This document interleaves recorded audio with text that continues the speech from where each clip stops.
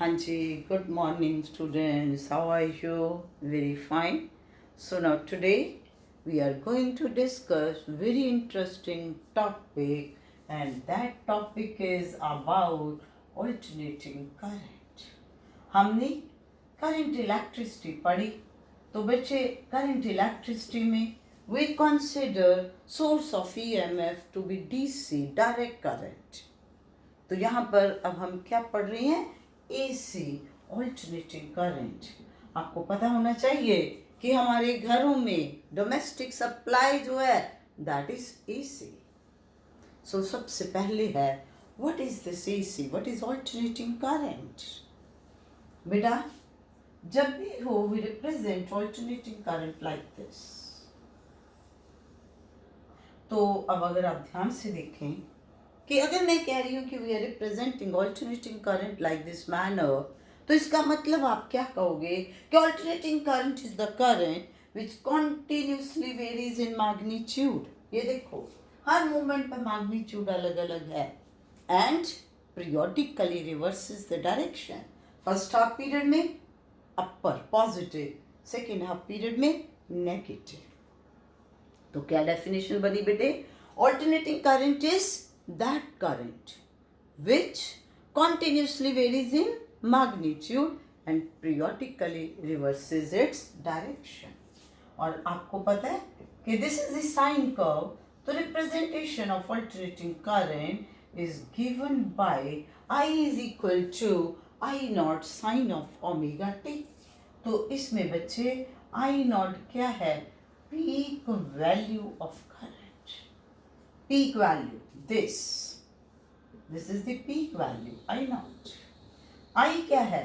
Instantaneous value. Instantaneous value means कि किसी भी मोमेंट पे किसी भी टाइम के ऊपर आप इसकी वैल्यू देखना चाह रहे हो. If I want to calculate what is the value at this very point, तो ये क्या होगा? I, the instantaneous value. And what is omega? Omega is the angular velocity. किसकी? AC की. और you know that omega is equal to 2 pi nu, where nu is frequency of AC supply. और आपको पता होना चाहिए कि इंडिया में जो फ्रीक्वेंसी AC सप्लाई की that is 50 cycles per second. that means एक सेकेंड में इस तरह के कितने साइकिल बनते हैं? 50. तो ये तो सिंपल मीनिंग हो गया कि what is the meaning of alternating current.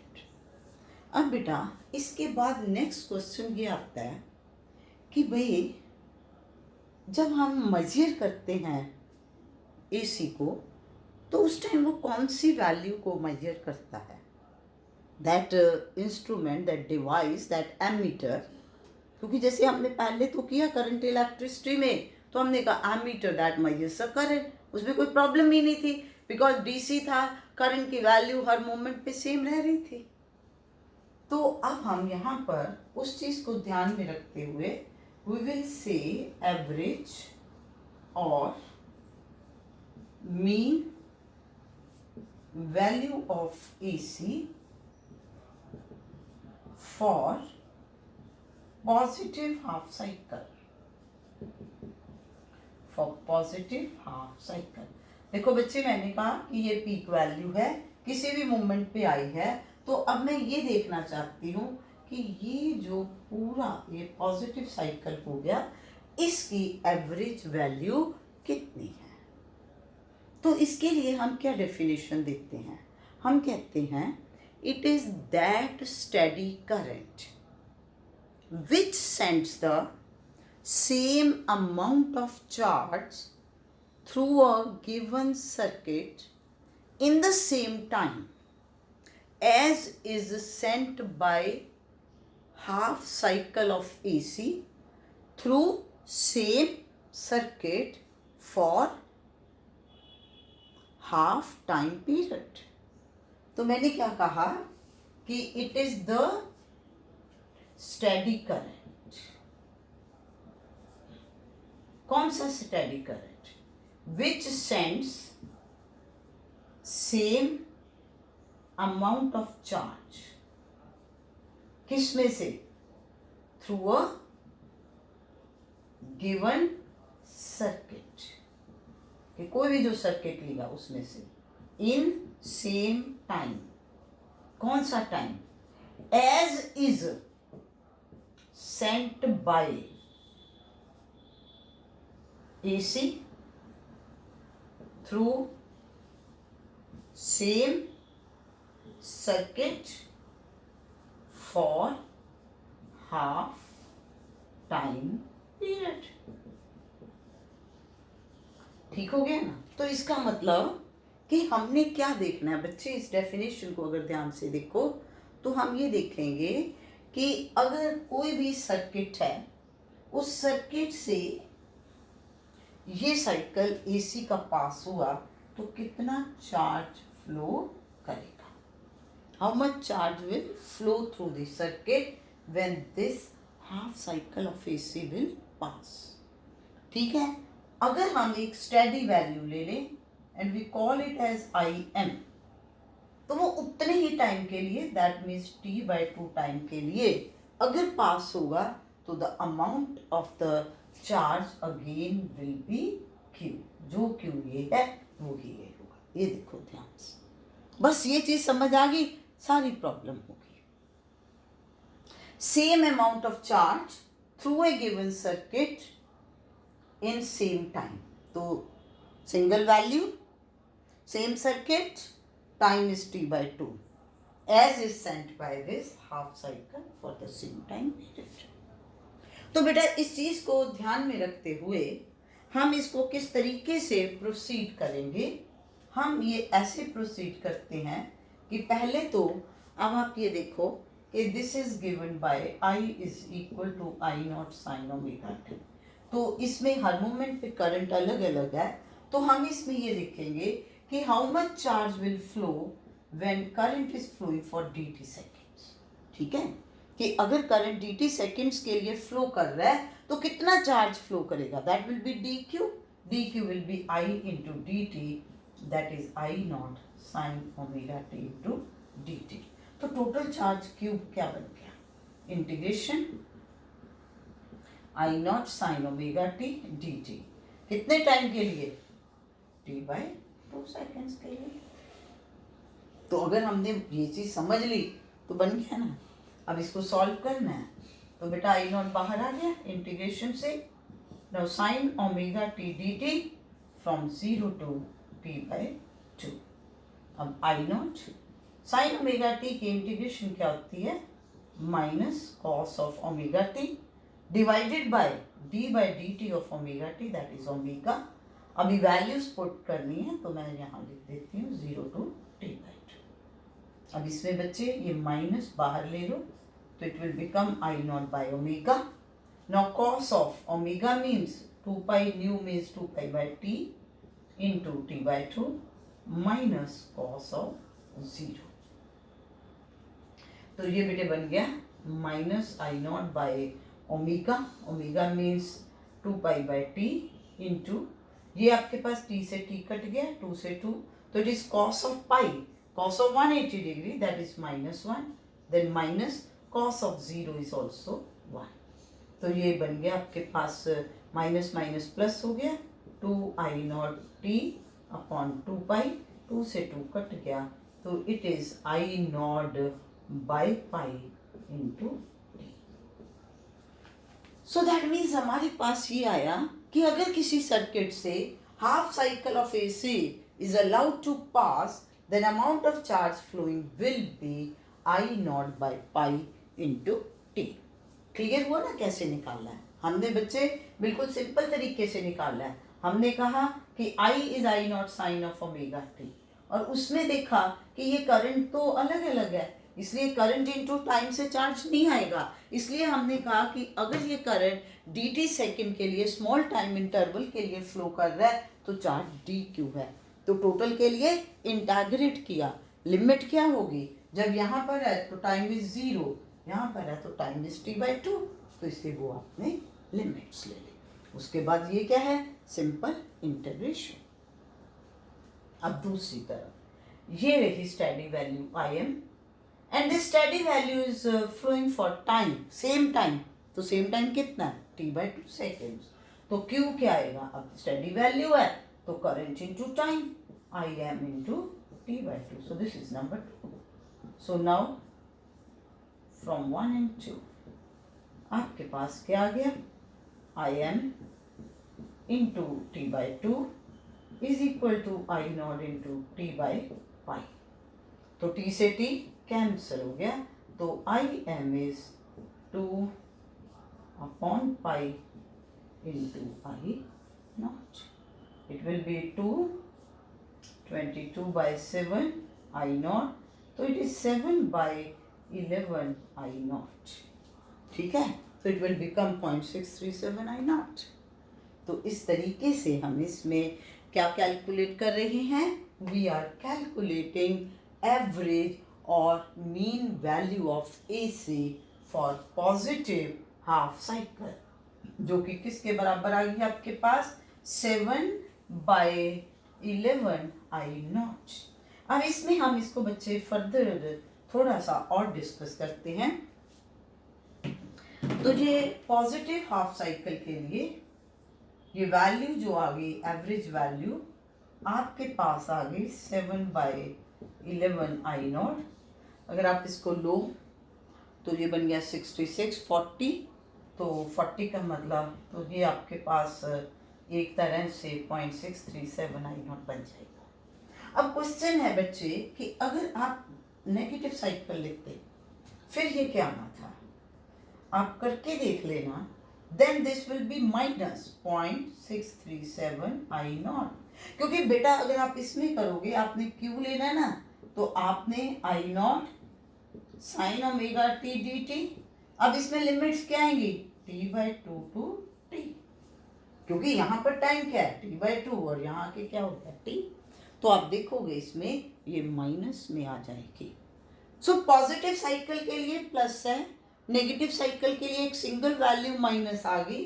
तो now what will be average value of AC over complete cycle.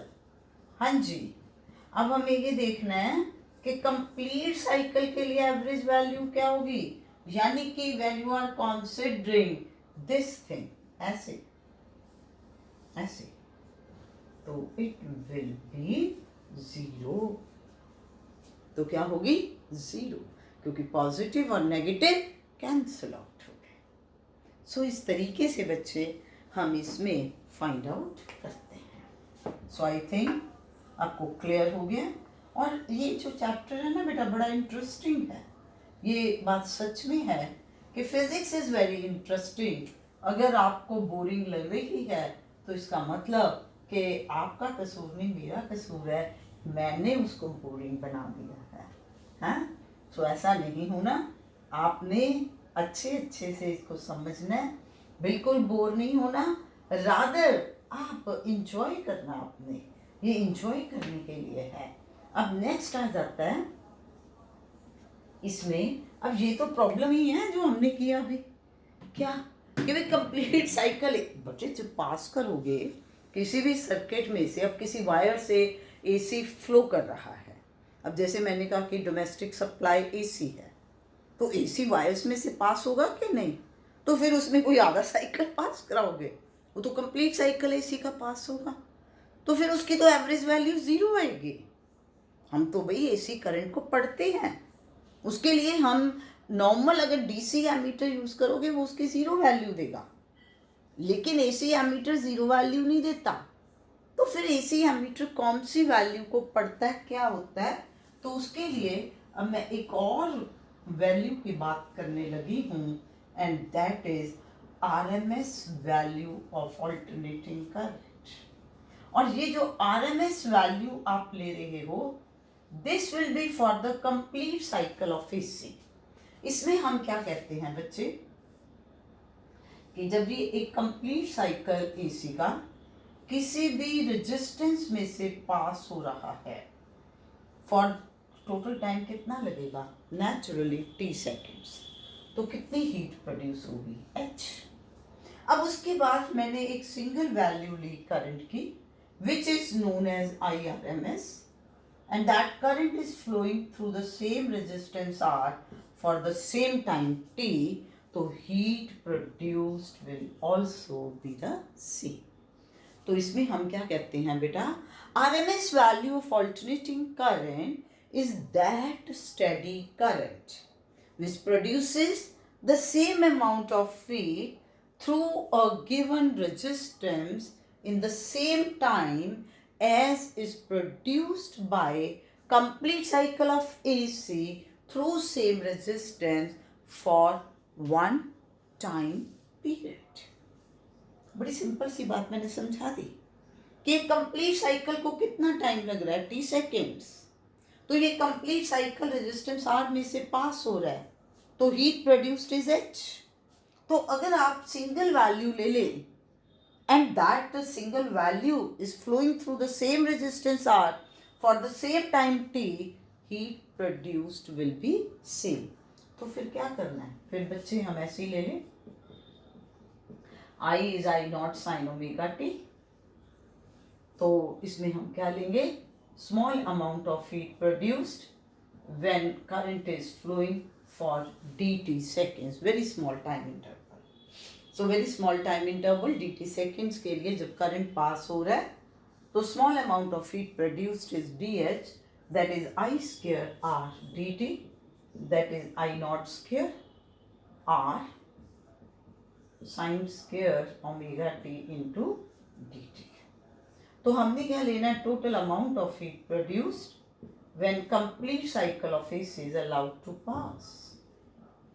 तो sin square omega t dt from 0 to t. तो इसमें इंटीग्रेशन जो है कंप्लीट साइकिल के लिए तो 0 to t के लिए है. तो ये आई नॉट स्क्वायर आर आ गया, इंटीग्रेशन आ गई बेटे sine square omega T D from 0 to t. बात समझ आई कि हम इसमें पहले small amount of heat produce ले लेंगे और उसके बाद टोटल के लिए इंटीग्रेट करेंगे. तो इंटीग्रेशन में आपको पता है हमेशा लिमिट किसकी होती है, वेरिएबल की. वेरिएबल क्या है, टाइम. तो 0 to t.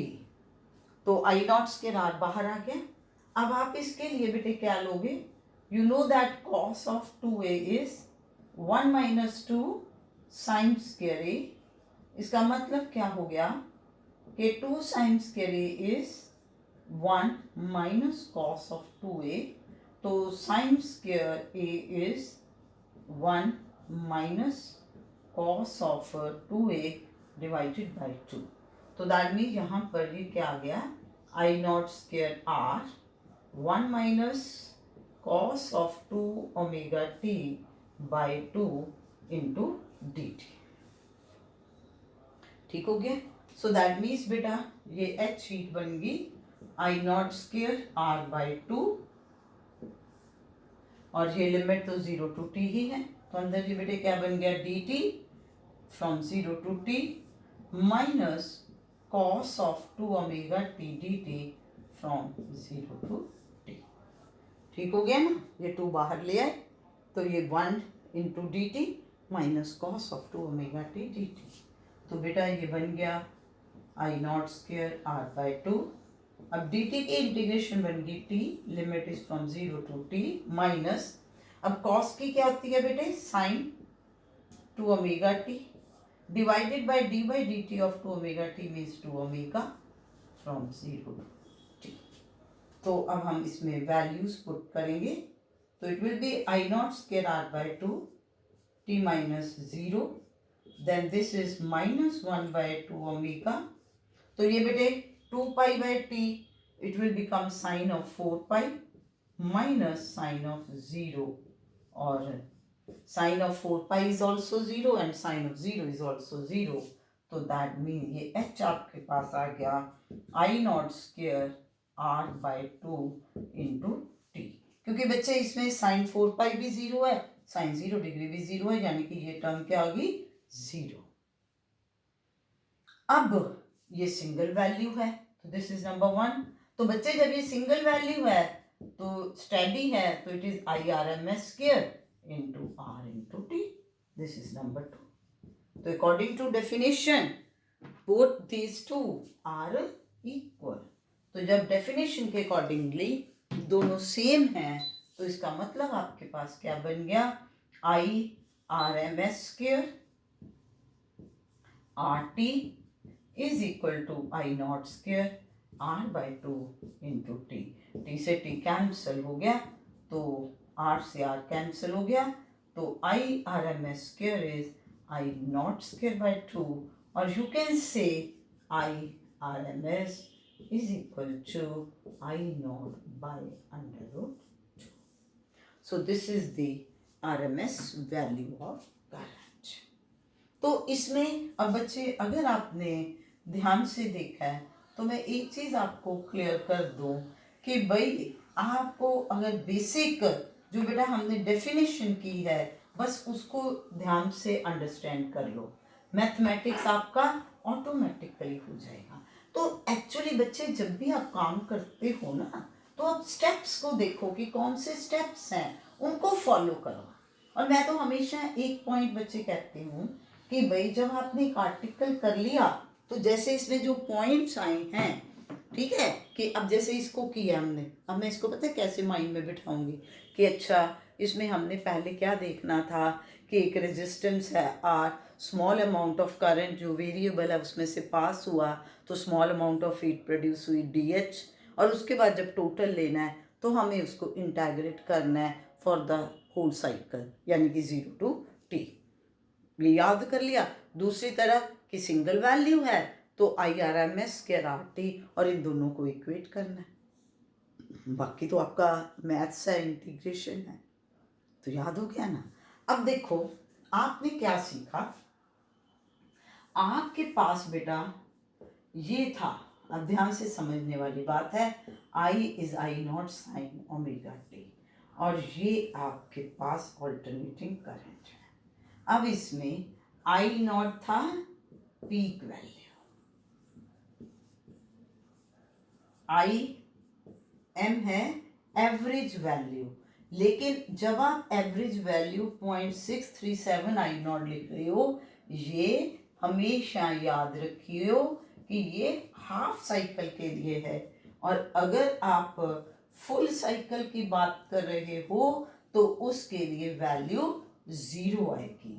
और अब आई आर एम एस जो है this will be I naught by under root 2, और इसको अगर आप कैलकुलेट करोगे इट विल बी नियरली 0.707।